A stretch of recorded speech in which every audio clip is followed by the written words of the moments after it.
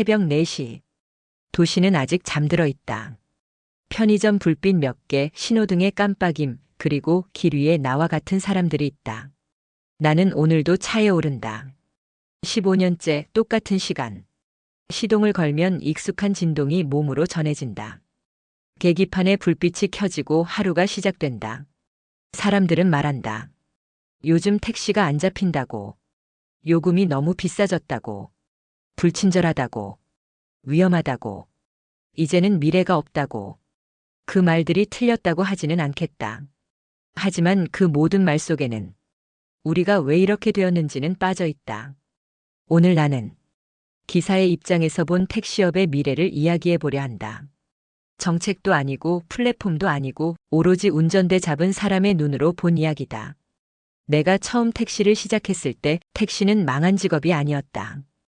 월급은 꼬박꼬박 들어왔고 성실하게 일하면 아이들 학원비도 되고 집 대출 이자도 갚을 수 있었다.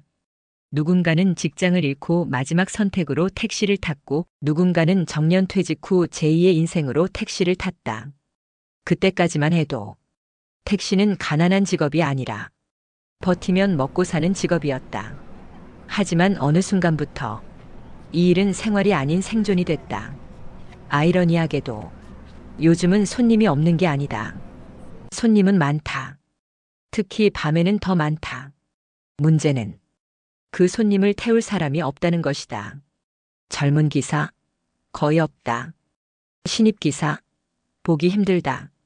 왜냐고 묻는다면 답은 단순하다. 밤샘 근무. 쉬는 날 불규칙. 수입은 들쭉날쭉. 사고 위험 상시 존재. 승객 폭언, 폭행, 무전 취식까지 감수. 이걸 2030 세대가 선택할 이유가 없다. 지금 택시기사의 절반 이상이 60대다. 70대도 많다. 나는 아직 비교적 젊은 축에 속한다. 이제는 택시는 노인이 하는 일이라는 인식이 기사들 사이에서도 굳어지고 있다. 사람들은 이렇게 말한다. 요즘 택시 요금 비싸졌잖아. 기사들 돈 잘 벌겠네?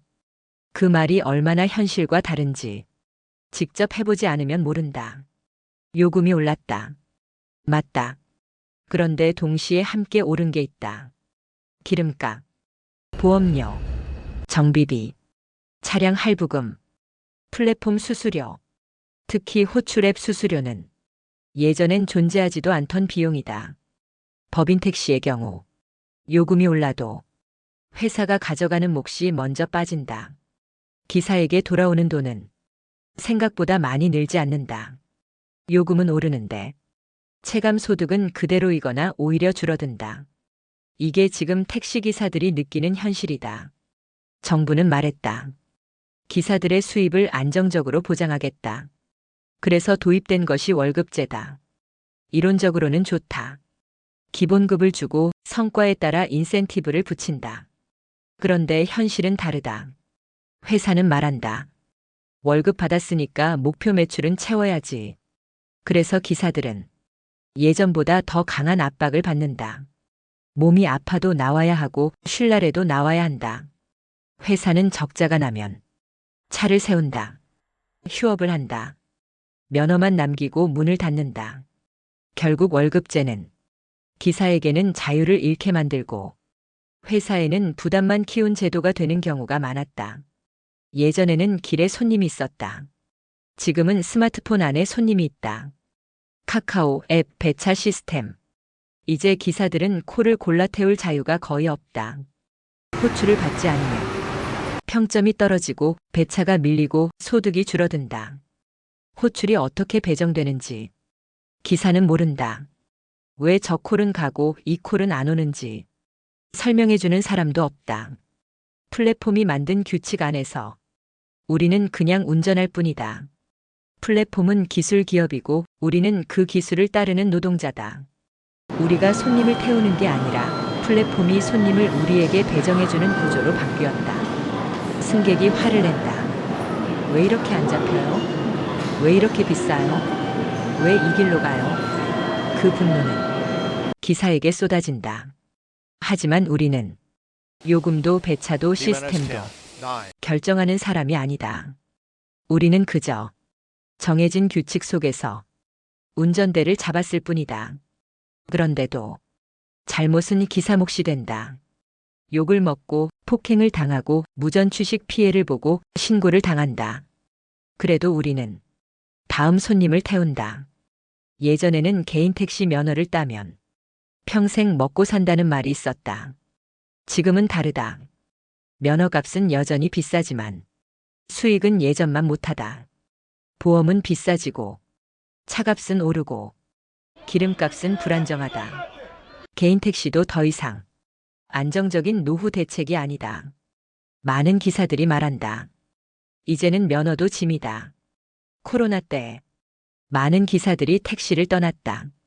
관광객이 끊기고 손님이 사라지고 수입이 증발했다. 그들은 다른 일을 시작했다. 배달, 대리운전, 물류센터, 택배, 공장, 그리고 돌아오지 않았다. 왜냐하면 그곳에서는 적어도 일한 만큼 바로 돈이 나오고 규칙이 단순하고 플랫폼이 투명하고 폭언을 직접 맞지 않아도 되기 때문이다. 택시는 수익도 불안정하고 감정 노동도 가장 심한 일 중 하나가 되어버렸다. 지금 택시 운전대 위에는 노인의 손이 너무 많다. 시력은 떨어지고 반사신경은 느려지고 야간 운전은 더 위험하다.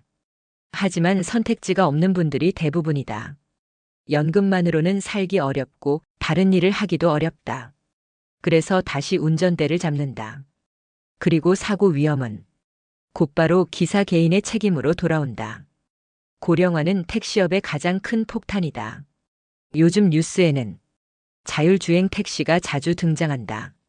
시험 운행, 시범 사업, 무인 차량. 기술은 분명 대단하다. 하지만 기사들 사이에서는 두려움이 더 크다. 저게 다니면 우리는 다 끝나는 거 아니냐?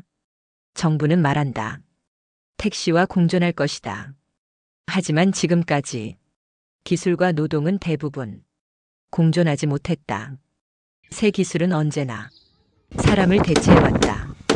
자율주행이 본격화되면 기사의 일자리는 가장 먼저 흔들릴 것이다. 우리가 두려운 것은 단순한 실업이 아니다. 우리가 평생 해온 일이 사회에서 더 이상 필요 없는 일이 되는 순간, 아무도 우리의 일을 기억하지 않는 순간, 그게 두렵다. 우리는 수많은 사람을 태웠다. 취객도 태웠고, 산모도 태웠고, 경찰도 태웠고, 이별하는 사람도 태웠고, 도망치는 사람도 태웠다.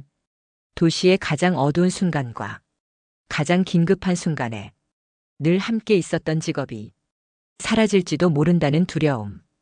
그게 가장 크다. 완전히 절망적이지만은 않다. 우리는 아직 사람을 태운다.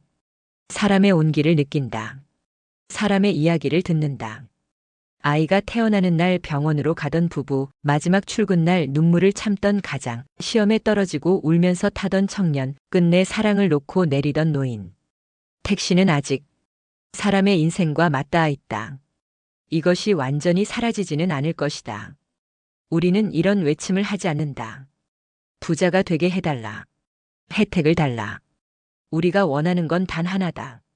사람답게 일하고 사람답게 살 수 있게 해달라. 무리한 시간 노동이 아닌 근무. 수익이 예측 가능한 구조. 폭언 폭행으로부터 보호받는 시스템. 플랫폼의 투명한 배차룰. 젊은 세대가 들어올 수 있는 직업 구조. 이 정도만 되어도 택시업의 미래는 완전히 달라질 수 있다. 정책이 택시를 살린다고 말하지만 실제로 택시를 움직이는 것은 기사 한 사람의 몸이다. 플랫폼이 시스템을 만든다고 말하지만 그 시스템은 결국 기사의 노동 위에서 돌아간다. 기사들이 떠나면 택시는 멈춘다. 아무리 기술이 좋아도, 아무리 정책이 많아도 사람이 없으면 운송은 없다. 우리는 묻고 싶다. 택시는 정말 필수가 아닌가? 새벽에 병원에 갈 때, 비 오는 날 부모를 모실 때, 술 취한 친구를 집에 데려갈 때, 그 모든 순간에 택시가 정말 필요 없다고 말할 수 있는가?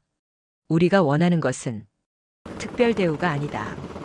그저 도시가 우리를 완전히 버리지만 않았으면 좋겠다. 나는 오늘도 시동을 건다.